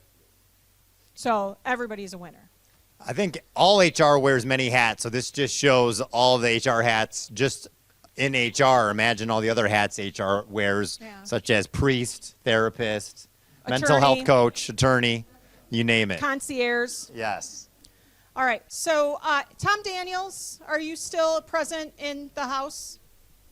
Can you come to the stage? So, for those that don't know Tom, you will in a minute. Tom is my legitimate best friend in the entire world, like legit BFF. But Tom came in from Bowling Green State, Ohio, soon to be taking all my money when my oldest son becomes a Falcon. Hi, Tom. Say hi to our friends. Hi, all. Tom, you should know me well enough by now when I say, can you come to HRUnite? Because I would like you to do something. There's probably an underlying motive. Never know. Never know. Never know. Okay. All right. Whoop. Okay. So, Tom, I'd like to present you with an Advocate Award on behalf of your MOD and Executive MBA students who all said some incredible things about you in your mentorship, in the insight, in the profound impact you have had on their career journey and continue to have, which was all said via social media that I follow and I put in my little folder. So anyway, yeah, I didn't need you to come here for other than that. So I'm glad you drove up across the border. I did get an alert. I got an alert when he crossed the border. But I just want to say, on behalf of your students, we did flash a passport across Michigan. The work you do, he is one of us, and he's now in higher ed. The work you do on your students that are shaping the future of those entering our profession, OD and executive MBA students, is leaving an impact, and I want you to continue to do that. So that's from your students. That wasn't me. I didn't just be like, I want to put Tom's name on an award. That was deserving from all the work you do. So, yeah. You're welcome. All right. Thank you. Congratulations. Well earned. Congratulations. Okay. There's more, friends. The surprises continue. Surprise. So there's a couple other Advocate Awards, and then I have a brand new category. But I wanted to recognize Heather Linz. Come on down. Heather is a member of our Troy 1 group because we don't like to get up early. Heather is with Challenger Grain Christmas. But Heather is always, come on. By the line. By the line. There we go. Heather is always opening doors and helping people, especially those in transition, to better themselves. And she is a phone a friend for our entire HR community. And so for that, I wanted to say thank you and congratulations and thank you for all you do. Oh, thank you. Congrats, Heather. Well earned. There's no crying. Okay, you're good. She's like, thank you, go away. Okay. Did Adam show up? Okay, so there's one person that's not here, Adam Klug. Adam is also in the TA space, and he is always opening doors because he knows somebody, or he's at help phone a friend. And Adam Klug, you are also an advocate winner this year, so you and I will figure out a way to connect. The last category I want to mention is a new category this year, and this is an award for HR Education Excellence. So from somebody that's involved, I got to volunteer at 2 state chapters this year, and there's something called the HR Games, and it's shaping the future of our profession. And I can sit back and say my mentor of 22 years, who is watching here, Lee Meadows, is still with me every part of the journey. But there's those individuals that we have along our journey. It could be in high school, it could be a Sean Lee, it could be that teacher that literally has made an impact and inspired you and had such a difference in your career and was that champion when you didn't think you had one. So we created a category this year, Education Excellence, and the first award nominee in this category, award winner, is Jane Murtaugh from the College of DuPage. So I want to give a huge thank you to Jane. Jane has an HR certificate program, and she takes non-traditional students or those that maybe are transitioning to HR or trying to figure out what they want to be when they grow up because they want to come over to the dark side. Best profession ever. But Jane, you are making such a difference with your students, and because of them, I am sending this award to you. I got a little nervous, Jane. It's arriving today. Per UPS. So I was hoping it said 9 o'clock delivery tonight, James. I was hoping it's not there yet. But if you have a surprise box from Bottville, now you know. Jane, that's from me. So that is, I think, our award. I want to take a moment to raise our glass here in the room. Everybody raise your glass. Come on, who's not following directions? All right, raise a glass and a toast to all of our 28 nominees. If you didn't win, you're still a winner. You're going to get a beautiful certificate and a really amazing box, a swag celebration box from that some people last year said, where's my box? I'll trade my award. And I said, this isn't how it works. But you are all winners, and because of each and every one of you, you are making our HR profession better. So let's raise a toast to everybody in HR. If you're in HR, you know somebody in HR, or it's 5 o'clock somewhere. Let's celebrate our HR community. It's 5 o'clock here. It is. And I want to take a moment to thank our incredible sponsors, Strategic Services Group, Team SSG, the team. If you just want to come up here, and we're going to do a group hug. Doug is hiding in the corner. Come on. Thank you, SSG and team. All right. So these incredible individuals, we're all going to creep in. It's like I'll get behind. Come on, the whole We're team's good. here. Okay, Come on so in. Strategic Services is a group benefit and risk insurance provider serving people everywhere, but because of them, we get to put this amazing award show and these awards on. So without their support showing the spotlight on you, this couldn't happen. So I want to show some love to them. SSGMI. Thank you. Thank you so much, Strategic Services Group. We look forward to seeing everybody at an HRUnite event soon. Our next event is in Michigan, in Troy. Again, James, the HR Leaders on Leadership. It is the first Friday in March in Troy, Michigan. We also have a conference that's every July. It's blended virtual or in person in Frankenmuth. It is the hottest place to be. Rock that money. And bring your family. And bring your family because there are buttered noodles and chicken. But heartfelt thank you to all of you watching today, for everybody in this room. Because of you, our HR community is so much better, and I believe in the future, and I am inspired.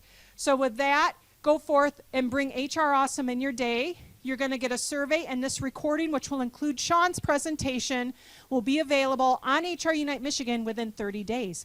So you can see what you missed. We had some tech challenges, but we navigated them because that's what we do, because we're resolution. Problem solvers. We're problem solvers. All right, thank you so much. Have a wonderful rest of your day. And thanks, everybody. And make sure to start thinking about your nominees for next year. That's right. You can nominate James and I because we never get nominated. I did win the toilet bowl, so maybe All I'm right. no longer qualified.